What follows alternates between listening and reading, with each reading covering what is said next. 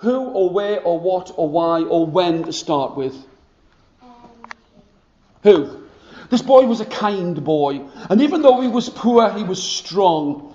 He'd lived in this small village, not for a long time, but here he had to be strong, for his mean aunt and uncle always made him work. And as he looked about him, his blue eyes, brave and strong, he did not like having to live in the splintered wooden house. There was a stench of coal in the air. It was smooth and dusty on his feet and upon his hands and his clothes, for his aunt and uncle made him work underground. Underground there were long hairy rats that would squeak in the dark, and he quite liked to feel cool mud upon his bare feet. This was his home with his mean aunt and uncle. His parents and family had died, and on this windy summer's night time, he looked about him and he could not stop himself. A small salty tear ran down the cold dust on his face.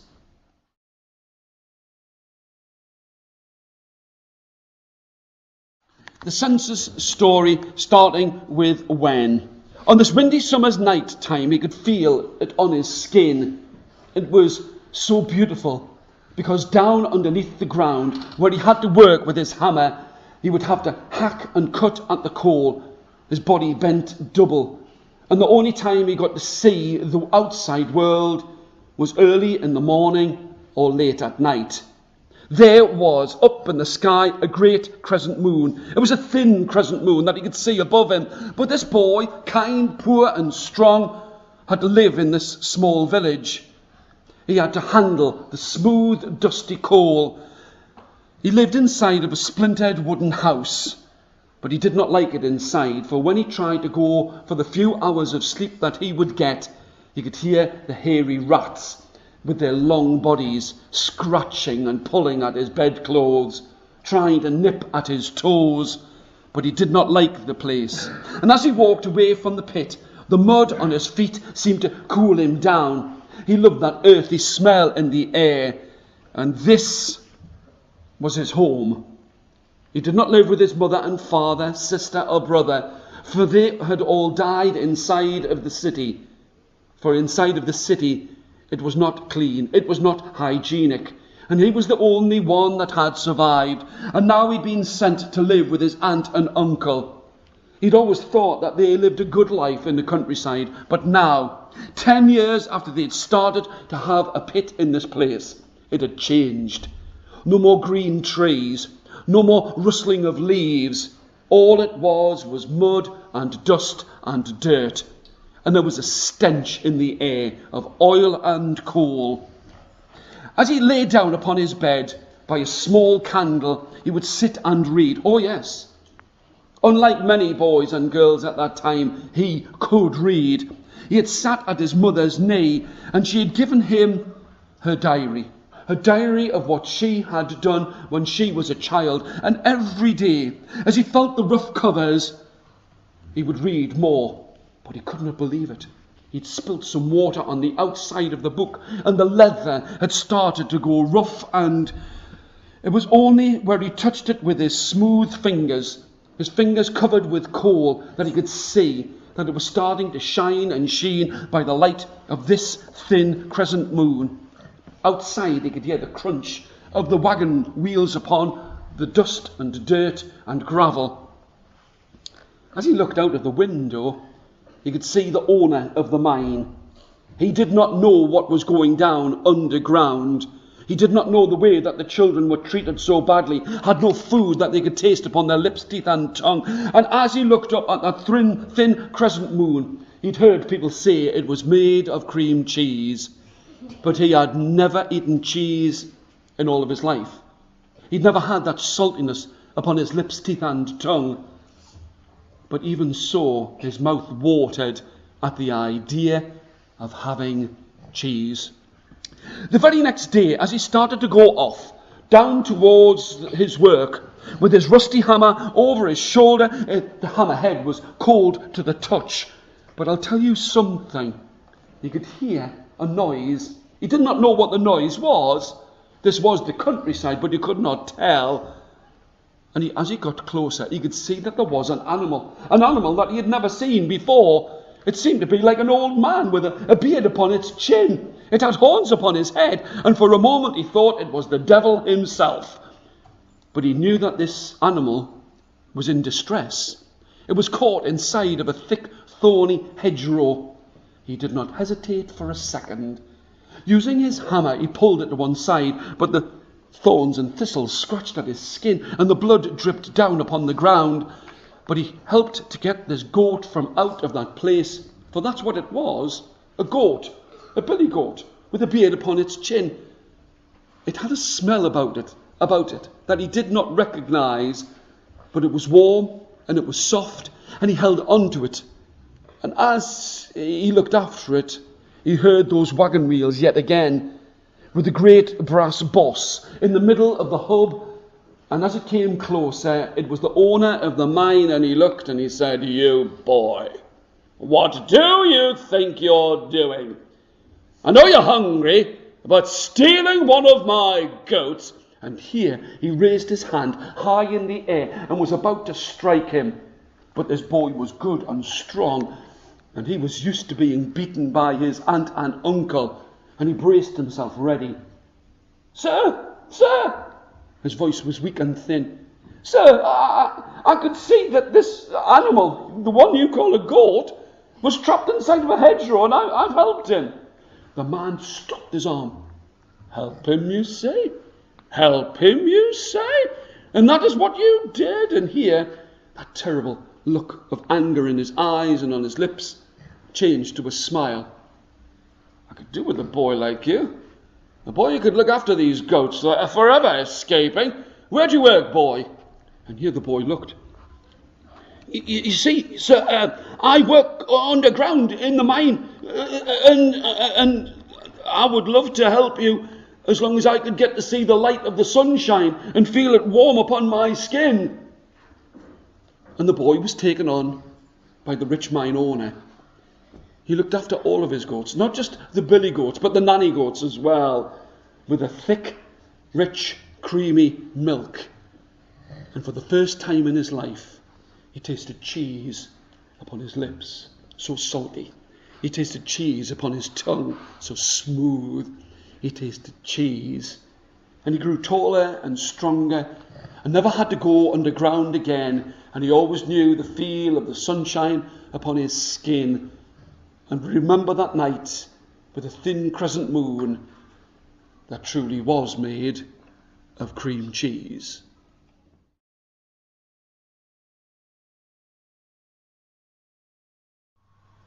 The year 4 story, and here we go. Even though he did not have much money, he was generous with his time and generous with the smile that was upon his lips. A strong boy who had always worked on the farm. It had taken him a long time to work on this place. It had taken him a long time to learn what it was that he had to do. But now, in amongst the sweet-smelling flowers, he'd made his home in a hard stone town. All of the houses were covered with green moss. And at first, he'd been sent out into the world by his father, for they had lost all of the money. They had no more money in all of this world, and on his way he could not believe his luck when he found a brother that he did not know that he had, living in the middle of this place.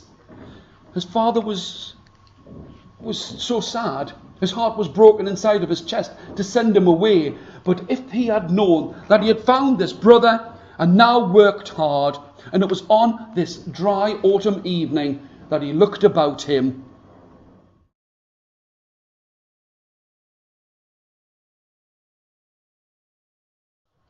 Year 4 story, what? As he looked about him, he remembered the time when he'd been lost in this place. He'd been sent away from his own home, for his family had lost all of their money. They could not keep him and all of his brothers, and he'd been sent upon a road with enough food for one day. And now he found himself here in this hard stone town, all of the stones covered with green moss, but there were sweet-smelling flowers in the air, and he smiled. He did not have much, but at least he had a roof above his head. And he was generous with his time, generous with his smile, and generous with his talk. A boy who had worked hard. It had taken him a long time to learn how to do all of the work on the farm, but his shoulders were broad and his back was straight. And now, as he walked his way back on this dry autumn evening, he found that there was some music in the air, a terrible kind of music that scratched at the ears. It made his heart race faster, and it was almost as if it was touching him upon the hairs upon his arm.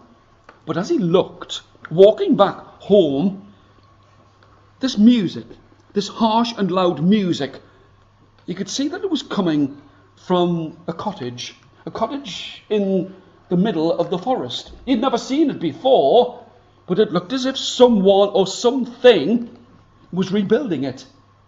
The walls were not covered with moss at all. He felt as if he discovered something that he had never seen before. And the roof, smooth, wooden and brown, you could see there was smoke leaking out in between. It caught at his nose, it choked at his throat. And the tree that he had seen before, bleached by the sun, twisted and gnarled, it was as if its branches were like arms and wrapping itself about this cottage. He could smell something, and he was not used to the best of food, but he could tell that meat was roasting. He licked at his lips. His mouth was filled with saliva at the idea of eating something good. And as he got closer, an old woman, her back bent, her fingers reaching out like the branches of the tree, said, "Oh, stranger, you're welcome inside of my house. Would you wish to come and eat? Are you lost?"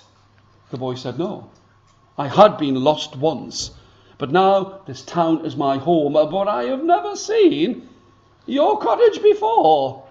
"Oh, that's because I only appear here, perhaps when a shadow falls upon the ground, or when, on a dry autumn evening, the wind has blown and the smoke will rise, and would you wish to eat?" And indeed he did.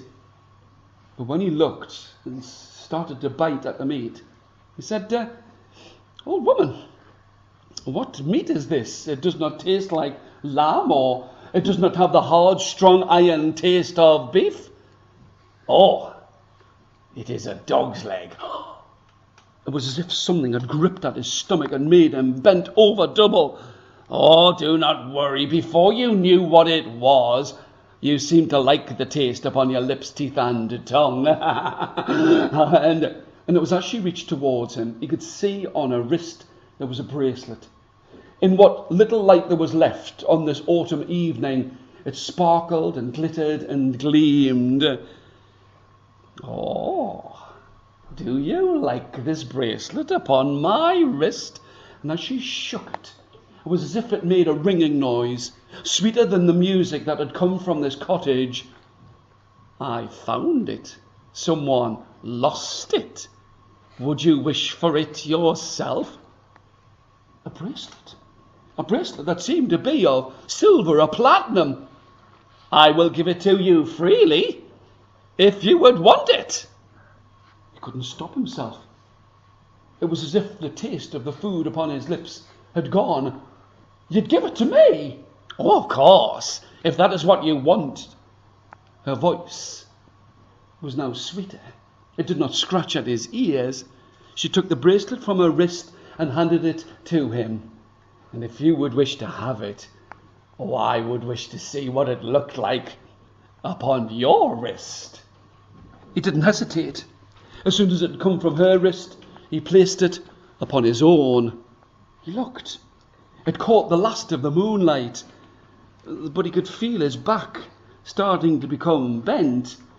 And this old woman looked. "Oh, God! I can see you. You have taken it. You have taken it from me because you wanted it. And now I will give it to you and you can keep it." And this old woman, once as bent and as gnarled as the old tree, her back was straight, her hair became darker. "You asked for it, you got it, and you can keep it." He looked at himself. He could see his own reflection. his back was bent. The only thing he could do was to go inside of that house. And he went inside and sat there. And the branches of the trees wrapped itself about the house and dragged it under the earth.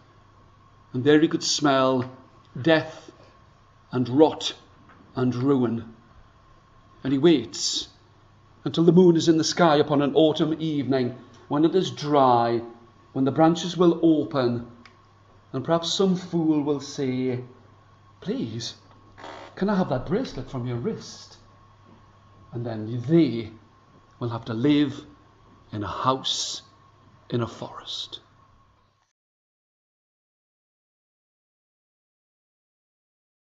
Year 1's and 2's story about mining. And I'll record this story and you'll get to hear it. There was a boy. He was taller than all of the rest and strong. A strong boy. But every day before the sun would shine, he would have to go down into the mine. He never got to see the sun. If he was lucky, he would see something of the moon in the sky. But on this day, just after dinner time, at 1 o'clock on a hot, sunny summer's day, he was there and he was beside this mine. Because it was a fate. They were going to show everybody how strong they were. They had been given Sunday afternoon off so that he could wrestle. He stood there, tall and strong. Straighten your backs. He stood there, tall and strong, and he thought to himself, "Oh, the sun on my skin! I have never seen the sun like this before." The sun was shining, the wind was blowing. He smiled to himself, stronger and taller than all of the rest.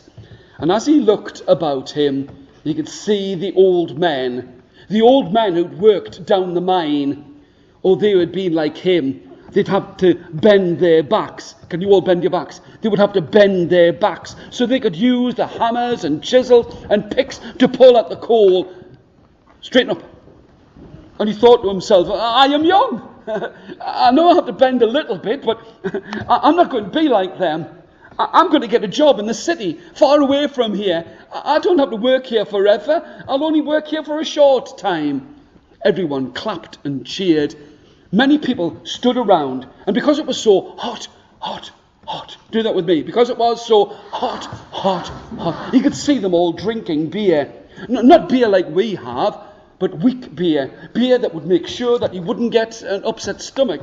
A beer that wouldn't make you ill. And he was thirsty, and he started to drink, and he knew it was his turn. It was his turn to wrestle. Perhaps he could win some money, enough money to get him to go out of the town, perhaps even, and then he heard a noise. He didn't know what it was. It was a honking sound, and he looked and he saw something that made him frightened. He might have had to work underground. He might have had to go to the toilet underground, but he could not see the light of day. But he saw something. It rattled and creaked, and sitting there was the wife of the mine owner in a car with a wheel in front of her. She honked at that horn. Honk, honk, honk, honk, honk. And he was frightened. He'd never seen anything like this. Everything that he knew was run on coal, and that was the way that it should have been. Coal and fires and steam. But this was something that ran on petrol. Petrol! He wondered why anyone would choose petrol when it was so far away, when you could dig coal out from underneath the ground. And as he was about to do his wrestling match, everyone scattered. She drove this way and that, and he could not take part in his match. He walked home. No victory, no wrestling match, all spoiled by a car. He walked home and looked and saw that there was a cave. A cave. He scratched at his chin and rubbed at his head. Can you all do that with me? Everybody do it now. He scratched at his chin and he rubbed at his head. I can't believe he fell for it. And he looked and he thought to himself, perhaps I could sleep here, and maybe next week, maybe I'll get a chance to wrestle, win some money, go to the city, and not have to work underneath the ground where it is dark and hot, and I never get to see the light of day. And as he slept inside of that cave, in a small rectangular hole in that place, he could hear that the birds were starting to sing, and it was time that he was to go down the mine. He did grow older. His back did become bent. You could see all down his back where he'd stood up too quickly, where the coal dust had made a mark in his back. And he was just like those old men who'd stood and watched him when he was young and strong and straight, wrestling. But I'll tell you this, he remembered a day, can you make the sun shine? When the sun had shone, and he'd wished that he could go far away from this place and be tall and strong in the city.